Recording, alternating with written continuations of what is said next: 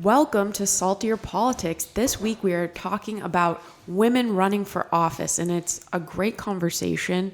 And I think it's necessary because the more women have a voice, the more issues are heard, whether it be for their children, for them, or in general. It just opens the pool of opinions and thoughts. And Emily, I got to tell you, it is Women's History Month. Here it is, March again. And so I would be remiss if I didn't get on my moral high horse for a second and to say that I am 45 years old. I have been working professionally in politics since I was 22 years old. And so it's been a while. And I will say this. I used to have this incredible attitude that it didn't really matter how you were treated as a woman, that you had to keep your head down and get along with the boys and just suck it up. And sure, you sat in some meeting. I've had to go to, and I've written a column about this, which I will post actually on my Twitter feed as part of the segment. But there was a time in my life in my 20s when I had a client, a political client, who was very powerful. And he insisted on having meetings take place at strip clubs. And so that's where you'd have to meet him. And I would, like every guy, would have to go to strip clubs and drink scotch, which he used to like. I hate scotch, as everybody who listens to this show knows. I hate brown alcohol, but you sort of had to do it, right? So we'd have these meetings where we'd talk about politics, and then these women would be dancing on poles in front of us. And it was like, okay, that's what I have to do. And I just sucked it up and I did it. And then had my meeting and left. And it would be like 3:00 in the afternoon. You'd walk out into this bright sunlight after being this dim, dark, disgusting, smoke-filled strip club. And this would happen repeatedly. And I just kind of sucked it up and did it. And I thought, okay, this is what you kind of have to do. And I would do it. And I no longer think that's acceptable. And I would have thought, if you had to tell me at the age of 22 that I would get less cynical as I got older, I would say that's really not how it's supposed to work. But I feel like I have gotten less cynical.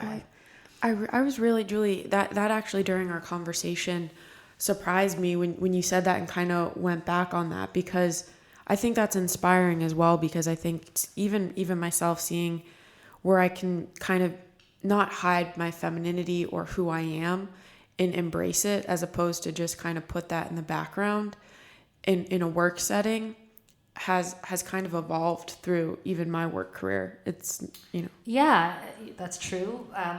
But I think for me, it has to do with the fact that I've now gotten to, whether because of hard work or age, have gotten to a pretty senior level in my business, which is politics. And I have had younger women who are the same age that I was when I had to go to these strip clubs, which I think no longer is acceptable behavior. But I've had younger women who are in their 20s and 30s who really are passionate about their business. I mean, they're really passionate about getting involved in politics and changing the world and changing their state. Come to me and tell me these horrible stories and anecdotes about the way they were treated by men. And it's, male campaign managers, and typically campaign managers are men in these kinds of cases, or other senior campaign officials. The way they were discriminated against, the sexual harassment that would take place, the inappropriate comments, just the fact that there would be these trips that these guys would go on that were all guy trips, and of course they can't bring women along because that's not appropriate, because that's not how it's been done. And these women really are kind of coming to me in tears and saying, this isn't right.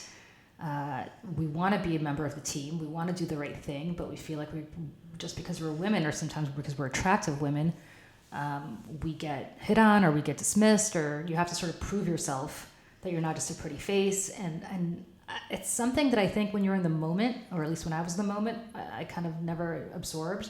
But it's really hearing stories from younger women when they come to me and ask me for help, and what can I do, other than to say that I believe that if more women were in positions of authority, that wouldn't be the case. And that's why I think I'm so passionate, I know I'm so passionate about getting women elected and about having women in positions of influence in government and on campaigns.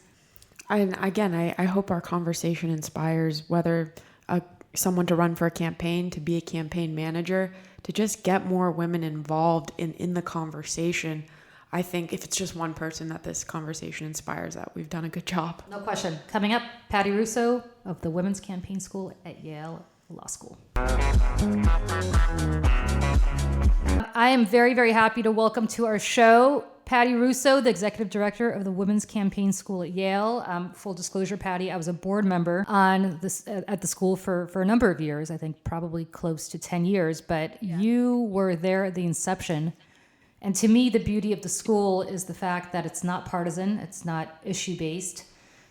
We have trained Republicans, we've trained Democrats, we've trained women who've gone on to be senators and congresswomen, and presidential candidates like Kirsten Gillibrand and certainly Gabby Giffords, former congresswoman from Arizona, was one of our alums. So it's just the amount of good work that the school that you are running has done on both sides of the aisle. I've mentioned Democrats, but certainly there have been Republicans who've gone on to do amazing things as well, has been great. So why don't you talk a little bit about the school and its mission in honor of Women's History Month, which marches? Yes. Well, thank you so much for inviting me. I'm thrilled to be a part of this. We are celebrating and we'll be seating our 25th class in June this year. And we started as a result of our, as I affectionately refer to it as our first year of the woman, it was 1992. As you may recall, there were an inordinate number of women running for Congress and the United States Senate from both sides of the aisle, actually, back in 92. And the majority of the women who were running that year ran and won. So many of us who have been in the trenches politically for a long time felt like, wow, this is great. We finally leveled the playing field, and now other women are going to be inspired to run because all these phenomenal women are now in office. And then 1993 happened, and there were virtually very few women running for office. So there was no surge, which is what we had anticipated. And so our founder, Andre Brooks, started meeting with Congresswoman Rosa DeLauro, who's still in Congress then. Of Connecticut. Yeah, Connecticut, both Nancy Johnson, moderate Republican, also from Connecticut, and other leaders to talk about the need for a campaign school for women. You know, that there are needs that women have when they run for office and men don't even have to think about. And in order to really level the playing field, we felt that we needed a different kind of approach to training. To your point, Julie, we wanted it to be nonpartisan. We wanted it to be issue neutral. We wanted to be focused on techniques and skills that you need to run an effective, successful campaign, either as a candidate or as a campaign manager. Because as you also know, when you look at the field of women who have led national presidential races, for instance, we look at Donna Brazile, right, on the Democratic side, and Kellyanne Conway on the Republican side, and then we're in free fall. So quite frankly, we need more women in leadership everywhere. And so that's why we decided on not only the candidate focus, but also the campaign management focus as well. What are some of the specific issues that you point to for women specifically running that we, the public may not know of, that you have seen and are kind of teaching candidates consistently that they may have been ignorant of? Well, initially, when we first started 25 years ago, and really up until very recently, women never felt that they were qualified enough to run, right? I think that that's definitely changing quickly, which is the good news. But back 25 years ago, we had what I affectionately refer to as the Girl Scout syndrome. And being a Girl Scout myself, I feel fine saying that. We never feel like we're prepared enough.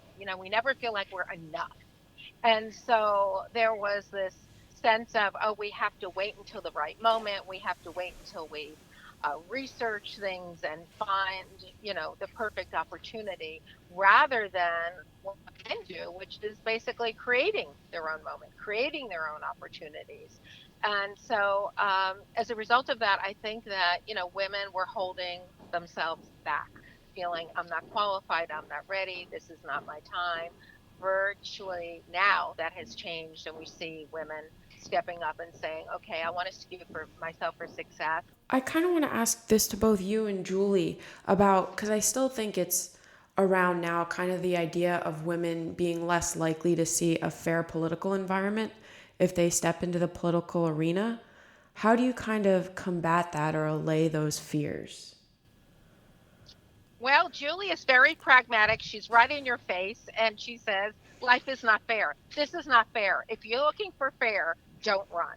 Yeah. Okay? Yeah. I speaking on your behalf, Jules. But that we prepare them for anything that may come their way. It's interesting that you say that, because I've been giving, Patty, I've been giving that a lot of thought. Over all the years that I taught at the school, I used to say that, and I think every year, and I have to actually issue a mea culpa to some extent on this subject, because over a number of years, whenever I would do this, inevitably one woman in the crowd would raise her hand and relay some horribly misogynistic anecdote about something that had happened to her, and inevitably somebody would start crying. And I would, as you said, kind of, tell people to just buck up, and there's no crying in politics, and, get over yourselves and live with it. And I was wrong. And I've really given that a lot of thought over the past year or two, as to how wrong I was in saying that, because I've worked in Democratic progressive politics throughout my career, almost 25 years. And I've had Republican friends who certainly say the same, so this is not a partisan observation, but I will say it is much, much harder for women in politics, and I speak from experience. I am one of a number of women. My first statewide campaign that I did was a gubernatorial. It was in 1997 in New Jersey, and I was one of very many women on that campaign, very low level. We all were starting out at the same time. Of the people who are still involved in the business today from that campaign, people who've gone on to do national work or people who've gone on to do incredible statewide work, I think I'm one of the few women. Most of them are men. I know that you are. Yeah, and I really gave some thought over the past year or two as to why that is. And, I don't think any longer that women should just buck up and keep their mouths shut to go along and get along, as I used to say. I do think there is a systematic discrimination is not the right word, because it's not a legal concept, but there is a systematic something in the system is geared to make women not succeed. They are not taken as seriously. Their concerns are not taken as seriously. I think to some extent, even the throwaway lines that are used in meetings are meant to demean a lot of women. And again, this is not partisan. I'm a good liberal Democrat. I see this in Democratic campaigns, and my Republican friends say the same on their side of the aisle. So I actually think I owe an apology to the women who I would say that to, that there's no crying in politics. In fact, I think we should speak up about it much more often. I wrote a column about it for Gannett, for the USA Today network, about a year and a half ago, about how all these politicians who profess to be pro-women and profess to be leaders, and especially in the progressive movement, need to take a look inside their own campaigns about the way women are treated in those campaigns. Because I don't think they do. And I'm specifically talking about the men running, because it is mostly men who are running. And so I think. Go ahead. I'm sorry, Jill. No, go ahead. Jules, in your defense, the message that I think always resonated with our students and is so important for them to understand is that it is not a fair playing field. Politics is not a fair playing field, and for them to come in and assume that it is and expect that they're going to be treated appropriately is a fallacy. And so again, what we have always said at our school is that we deal in the reality, whatever the current reality is. And to your point, things are definitely evolving and shifting. But what we like to say is that we prepare our students for whatever might come their way, and so that they're prepared. And for instance, we have a whole new segment that we're adding this year on candidate safety and security. We've received many calls from our grads who were running last cycle, who were accosted door to door in a variety of different communities, rural, suburban, uh, urban, felt that they were being stalked after campaign events and did not feel safe. And so that's something that we are adding to our 5-day intensive this year in June at Yale Law School, because it's a very real issue for women. But here's my question, and again, I think it's informed by the discussion we just had, but here's my question. Yes, the world is as it is, and life is not fair, and yes, women have a harder barrier and a higher mountain to climb, both as candidates and as campaign operatives. My question for you, and I guess for Emily as well, and I think for every woman out there listening and men who are allies, is to ask the following. Is that good enough, or is the harder thing to do and the much more complicated thing to do, but the right thing to do, to actually speak up and try to change that, and not just to say, well, this is how the world is, it's always been this way. You know, I used to think that that's what you just had to do, to keep your head down, go along to get along. And listen, I certainly benefited in my career extensively from keeping my head down and going along and getting along. And let me tell you, anybody who's listening, it's much easier to do that, because then you'll be accepted as part of the boys club, and that's great, and your career will prosper, and I'm exhibit A of that. Speaking up is a lot harder, and it's much, much, much more risky to your career. And a lot of times you speak up about things that you think are wrong, and people will say, that's great, and applaud you and pat you on the back, and then your career is stymied regardless, because you have spoken up. But, especially on campaigns, and I'm specifically talking about the political environment now, is it good enough in 2019, after having seen what we've seen come to the forefront so much, both on television and cable news, and the attitudes towards women, on campaigns, and from politicians and their attitudes towards women, and in the corporate workplace too? Is it enough to just say, well, that's the way the world is, or do we need to make an affirmative decision? And I don't think we're saying that anymore. I think it's just like, just know what you're getting yourself into. Just know, and use your voice. Just speak up. Learn to feel comfortable being the contrarian voice. I think we're seeing that in national politics today between, the younger, the AOC versus Pelosi. We're seeing the kind of talk out now, say what you want, put your position out there, don't kind of wait in line, versus we've waited our turn, we're chipping away at it little by little. Whereas you're seeing a lot of the younger representatives kind of, here's a bill, we want it passed pretty much like this. And Patti, are you seeing that with women wanting to run as well? It used to be that you had to run for school board, to run for council, and then you ran for council, you ran for the state legislature, and then you run for Congress, and then, you run for Senate. And now you have, as Emily pointed out, you have people like Alexandria Ocasio-Cortez. She didn't wait in line. Yeah. She challenged and she won. Right. Yeah. We are seeing more and more of that. Definitely over the past 2 years, we've seen more and more of that. The majority of the women who we've seen who are much younger. I mean, when we started 25 years ago, the median age of women attending our school were mid-40s. That was the median age. And now it's like late 20s, early 30s. So it's definitely shifting. Tell me about what the school is doing to attract more Republican women, because I know that there's been a huge emphasis nationally on the fact that this freshman class has been very diverse in terms of African American women. Certainly, we've heard a lot about Muslim women coming in for the first time, Latino women, but that's on the Democratic side, and Republicans don't seem to have. So what is the school doing to try to attract Republicans and try to make this truly bipartisan or nonpartisan? So we created a Republican Women's Outreach Committee to talk about that.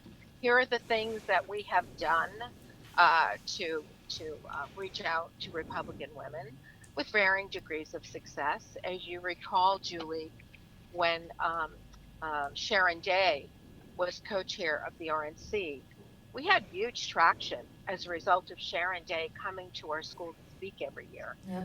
So just having one leader like that really set the tone and helped us tremendously. That's great. And I'll say this, I don't know if she still comes, she's probably a little busy now, but we used to have Marsha Blackburn of Tennessee, who's a senator from Tennessee now, come speak at the school, along with people like Rosa DeLauro. So I don't think you see, and that's something else. I wonder if men can do this the way women can.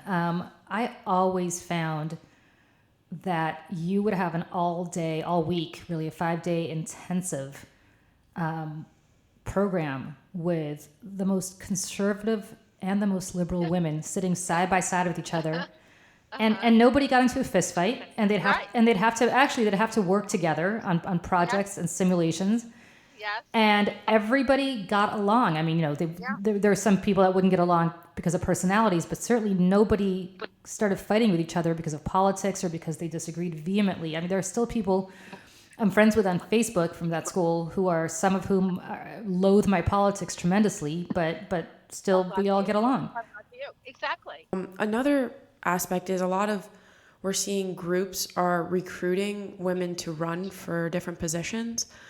And I see that more women will run if they're asked by somebody. So what's a way where women, could maybe position themselves better to be recruited? Well, I think our alums do a phenomenal job of that. After the 5-day intensive, Julie will tell you, we are tight, we are close, and we don't want to lose our students after having this phenomenal experience. Many say life transforming experience. We want to stay connected to them. We want to stay close to them. So we tell them on Friday of school that we are a phone call away, we're an email away. We have a very active closed alumni Facebook page.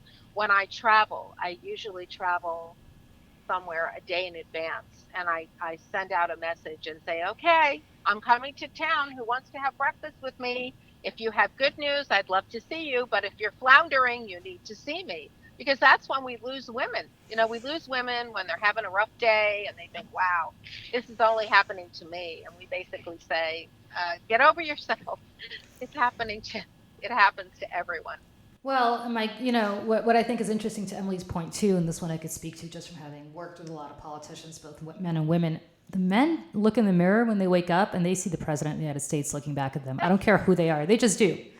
They're not asking anybody. They're not looking to be recruited. They march in and they say, "I'm running for whatever I'm running for," and in their mind, they're running for the White House, even if they're running for council or mayor. Women sit around. I hope less often now, but in my experience for the last couple of decades, women have sat around and have kind of silently said, pick me. Right. And I think that's wrong. And I can come up with example after example of where that's wrong. I'll use one example, Mikey Sherrill, who just got elected to Congress, didn't beat, but essentially forced the resignation of a congressman named Rodney Frelinghuysen, who had been the chair of the House Appropriations Committee, so probably one of the most powerful people in Washington. And she's a former Navy fighter pilot. Yep. She's a former assistant United States attorney. She's a mom. She's got 4 kids. And this woman was not begging somebody to pick her. And in fact, she wasn't that politically active in the sense that she wasn't somebody who had been on council before and in the state legislature.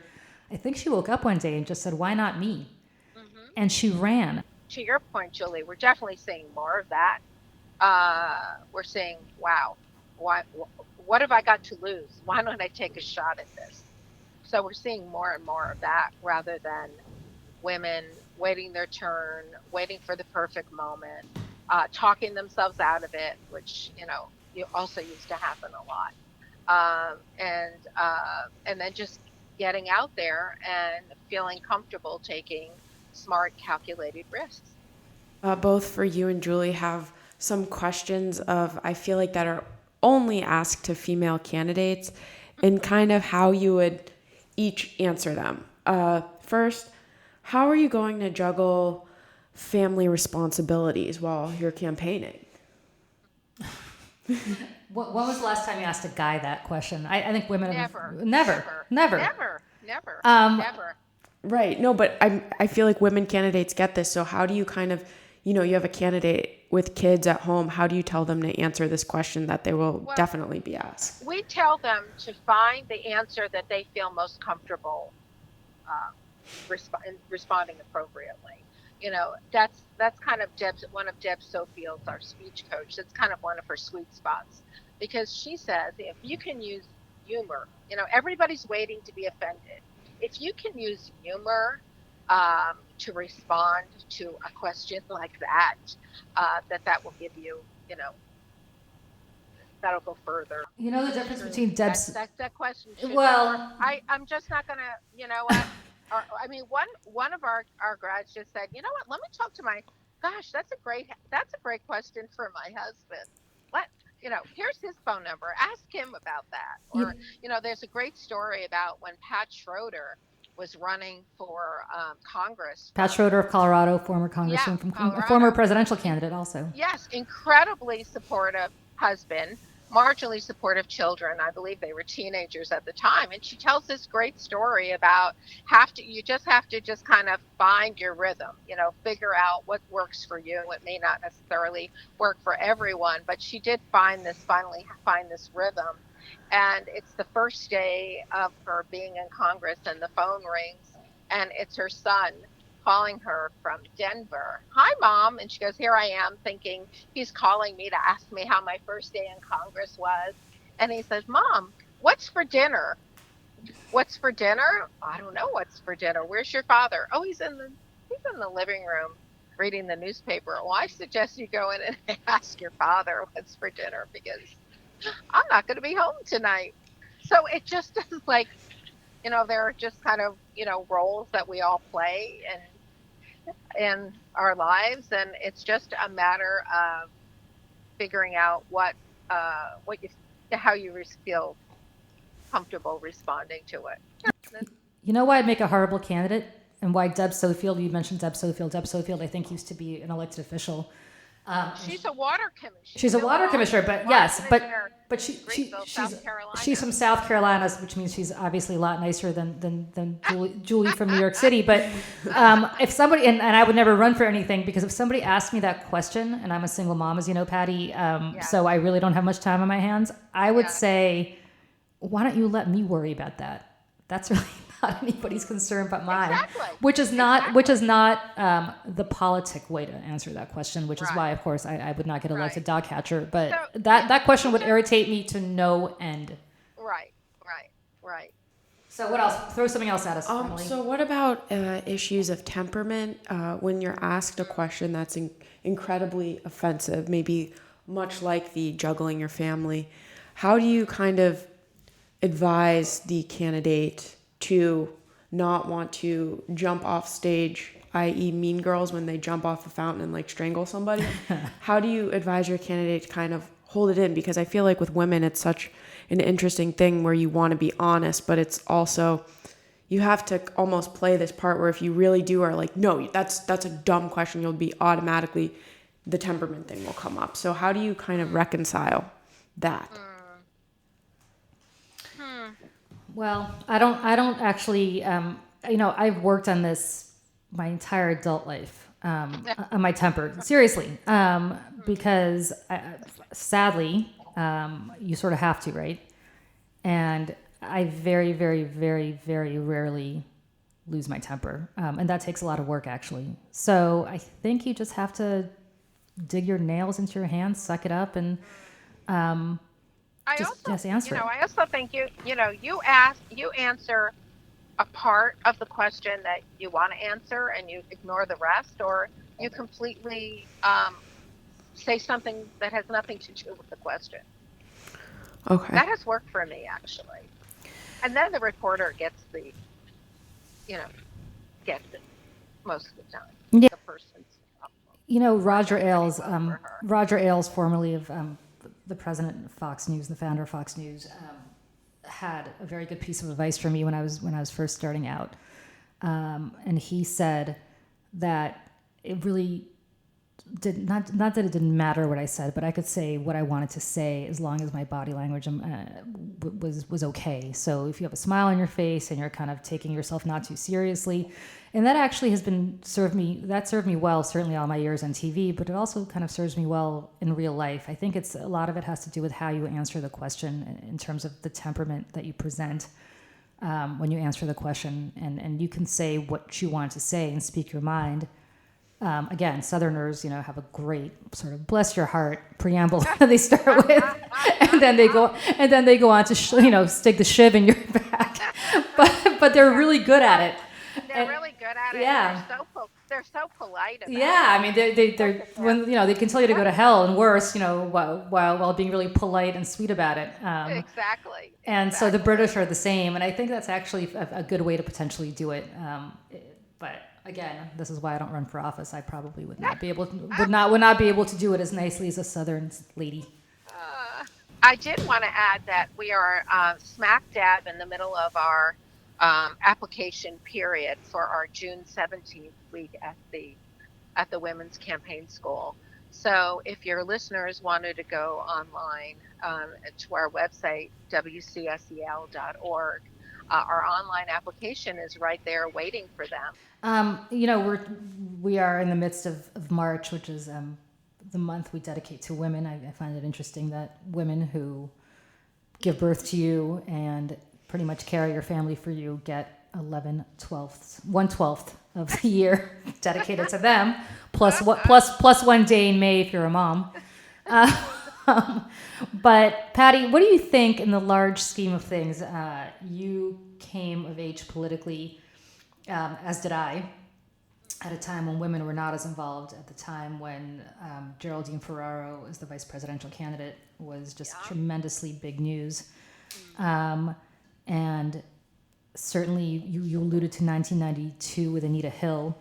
I've said before, I keep saying it, I was a freshman in college being glued to the TV watching those hearings and remembering that year how many women got elected and thinking this is great and the year of the woman and this is going to be fantastic. And then sadly, I believe we have fewer women in Congress now, until this past cycle, last year we had fewer women in Congress than we did after that year. So do you think this ebbs and flows, or do you think we saw something systemic happen that changed the paradigm and essentially that women now are on a trajectory that will not be able to slope down, that's not going to slope down the way it did after the Anita Hill hearings? Women are surging. It's very exciting to see, to be a part of every day. So I feel like it's, Women's Day every day in my life, because the surge continues. I mean, we had to create an entirely new additional level of training to meet the clarion call of all the women that we're hearing from who want to be civically engaged, who want to be a leader in some capacity. So it's not just about running for office. It's working on a campaign. It's being a leader on an issue that you feel passionately about. So what we're trying to share with women now is there are so many different exciting paths that you can choose depending upon what makes your heart sing, what gets you up and out in the morning, what inspires you and excites you. And so that's what we're seeing now. That's what we're experiencing now. This female tsunami of women saying, I want to do something, help me figure out what it is I want to do. I think it's inspiring because it's also, even if women may not want to run for something, the fact that more women's voices are promoted just to be louder and heard is so important, because when the issue is out there and lawmakers keep hearing their constituents say something, and now that these voices are getting louder, whether it be childcare or education or environment, now I think these issues will be addressed, or at least will be talked about more instead of pushed back. Absolutely. We're definitely seeing that. And we're seeing more and more men contacting us wanting to be supportive of women leaders, which has never happened before. They'll call me and they'll say, hi, I'm a man, I'm so-and-so and I'm a man. I want to be supportive of women. I'm so excited to see what's happening in our country, and I want to be a part of it. How can I help women? And that's phenomenal. That's an entirely new sea change that we've never experienced before in mass numbers. Patti Russo, Executive Director of the Women's Campaign School at Yale, thank you so much for discussing a topic that is so important. Emily. It was so much fun. Everybody, I can vouch for this. Apply to the school. I promise you, it is entirely nonpartisan. I know this is coming from a good liberal Democrat, but I promise you, there's so many good Republicans who got so much out of the school. I can tell you firsthand, who graduated, who went on to do amazing things. I can name them, but I won't embarrass them that way, except to say that some of them worked for John McCain's presidential campaign and then went on to work in Silicon Valley, and I think would say that they got a tremendous amount out of the school. So, Patti, thank you, and thank you most importantly for everything you're doing to advance the cause of women in politics. There are not enough women and men who do what you do, so thank you on behalf of women in politics everywhere. Thank you. All right. Thank you so much. Thanks for joining us. Take care. My pleasure. I would say this was a crazy week in politics, but it's, or not just politics, in the world, what with Aunt Becky getting arrested. But it's a crazy week every week. So I will say on that note, of all the cast members of Full House, I really did not think that John Stamos would be the most blameless one, but it turns out he is. But anyway, what's making you salty this week? Well, now that you say that, it is the college admissions scandal, with the ultra-rich being accused by the Justice Department of college admissions bribery. I think this just really shows the serious inequities in our education system, that how the system is already, despite these people cheating, which is on just terrible, but it's also showing, though, how unequal the system is, where wealthy people already have these connections or can pay tutors more for taking the same tests.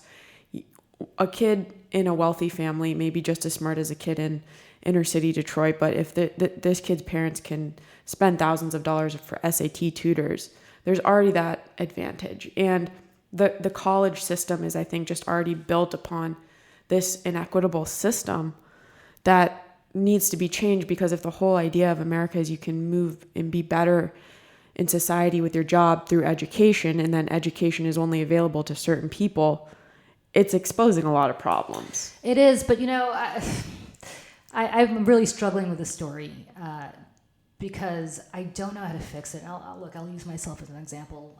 Emily, my son, he's in first grade. He goes to a pretty fancy private school in New York, and I will tell you that I have no idea whether he's going to get into Brown University, where you went, or a similarly incredible school.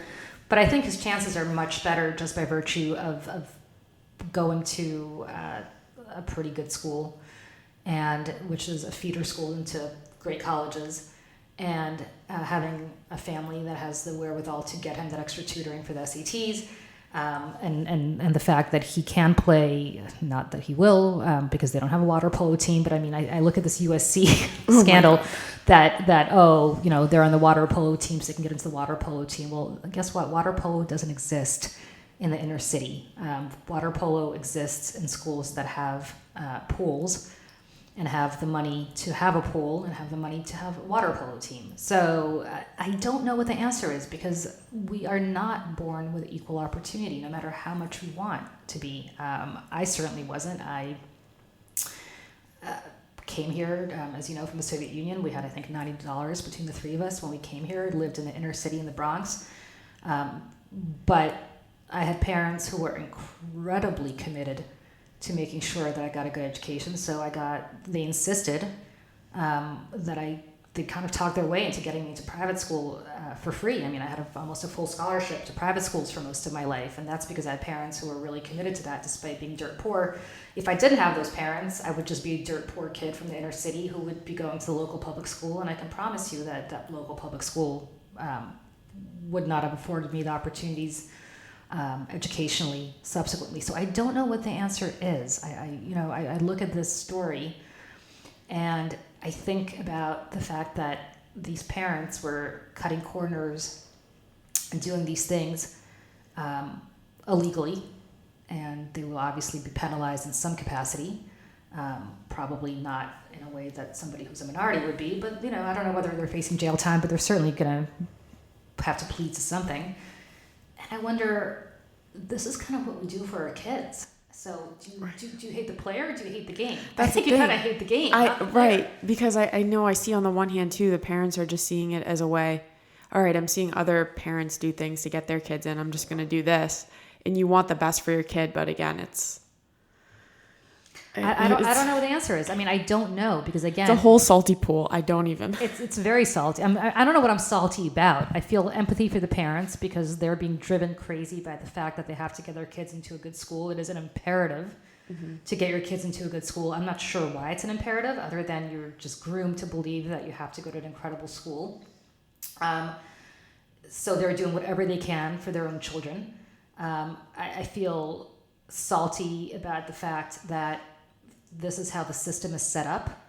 And I feel salty about the fact that all of this would be legal if they had taken their $500,000 and maybe given it in a donation to a school. Apparently, although I read that the entry fee to even be considered at a good Ivy League school in a special way is maybe $10 million, so I don't think $500,000 would do it enough. But look, I mean, a ProPublica editor wrote a great book about 10 years ago about how the scam of getting connected people into college. And, I'll use Jared Kushner as an example. His teachers at his school in New Jersey, at his high school, said that he certainly didn't have the grades or the scores to get into Harvard. But lo and behold, his father, Charlie Kushner, donated $2.5 million to Harvard right before the admissions process. And Jared ended up going to Harvard over kids who the school had deemed to be much more qualified. So how did the Trump children all get into University of Pennsylvania? How did Donald Trump get in there? Maybe they were brilliant. Maybe they had incredible scores. Maybe they had incredible grades. Or maybe not. I don't know the answer to that. And so I think that's something to consider about the fact that it's the game. The system is just completely messed up. But we all participate in it. And by the way, right, you have to. I'm as crazy as the next person. I want my kid, if my kid could get into Harvard or Yale, or Brown, where you went, or to any other incredible school, of course I would do whatever it took to get him in there. I don't know why. It's just what you It's right. You just you tell me you went to an incredible college, an incredibly competitive college to get into. I tried to get into Brown, as you and I always joke about. I did not succeed.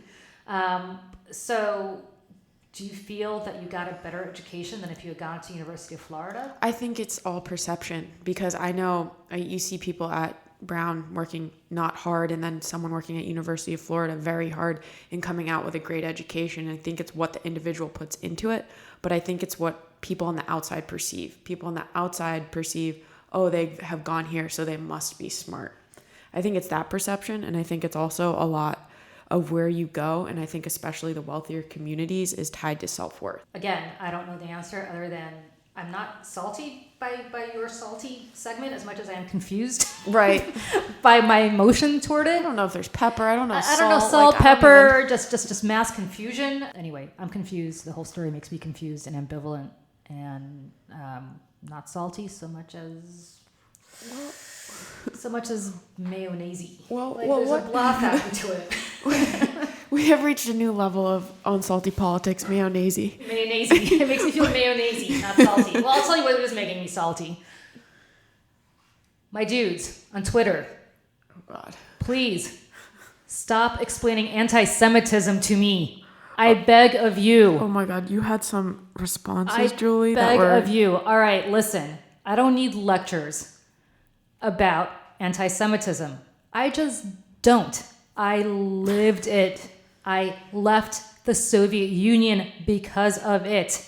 My grandmother, at the age of 78, moved to Israel and died there after 25 or 28 years of living there and is buried there because of it.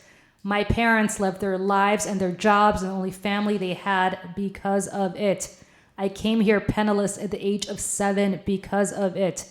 So when you sit there and you lecture me about the fact that the Democratic Party is not good for the Jews and it's bad for Israel, don't come at me unless you want to get slapped down. And by the way, for those of you who think Israel is a great place because that's where the second coming is going to happen, guess what? That's not what the Jews support Israel for. And you could be against Bibi Netanyahu and believe that he is doing exactly the opposite of what Jews stand for and have stood for millennia, and still be pro-Israel and not an anti-Semite. Please cut it out unless you really want me to get salty on you and bring the clap back, which I'm seriously considering doing because you're all annoying the crap out of me on this subject. So, on that note, to recap, let me tell you why Jews tend to be Democrats, and they do, because the crap they're seeing coming out of Donald Trump's mouth when it comes to other minorities like Latinos and African Americans, and calling African American countries shitholes. This is the first time I think I've ever cursed in my life on a radio show or a podcast or a TV show or any other way or on social media, but I will say it because the president said it. That's what Jews for millennia have experienced. You want to know why Jewish people, as a rule, recoil from Donald Trump? Because all the stuff that he's leveling at other minorities right now is something that Jews have had to contend with for 2,000 years. So when they see that, it brings back all sorts of dark memories for us. And that's why the more you engage in that kind of behavior towards other minorities, the more you will never get the Jewish community as a whole to support you. And the only people who vote Democratic more than the Jewish community are Protestant African Americans. So understand why, because both Jews and African Americans believe that when they see this kind of crap directed at other minorities, it makes them a little squeamish based on their own history about the man that's directing that kind of opprobrium. Because first they came for the Jews and I didn't speak up, then they came for the Protestants, I didn't speak up, then they came for the Catholics, I didn't speak up, and then they finally came for me and there was nobody left to speak up for me. I'm completely paraphrasing this phrase from World War II, but that's exactly what Jews have felt all their lives and for generations. So please, on that note, now I've explained to you why you need to cut the crap with the anti-Semitism stuff in the Democratic Party. You do it one more time on Twitter, I promise you I will bring the clapback back. And maybe people want that, but I will shame you and I will name you. Oh. All right, that's what's making me salty. Now I've got all the salt out. I feel good again. I'm very sunny. I just have to say that the fire, let me just paint a little picture for our listeners. The fire that was in your eyes for this, I just have to say when I was in the control room for the clapback, when there would be a subject you felt very passionate about, I would just sit back and smile and was like, this is great. I'm so happy because this it's just, I love it. And yes. So this was a great episode and don't come at Julie. Yeah, I mean, you could come at me, but you can come at me, but I will have to take a day off of work. And I really don't want to do that, to sit there and clap back at you on Twitter. And, once in a while I like doing that. But as we talked about, as you heard us talk about with Patti Russo, I'm kind of busy. Like I'm got a lot of stuff going on. So just don't. Right. Or I'll get the popcorn and just watch. Yeah. Or All right. Everybody, thank you so much for joining us. We'll see you next time. All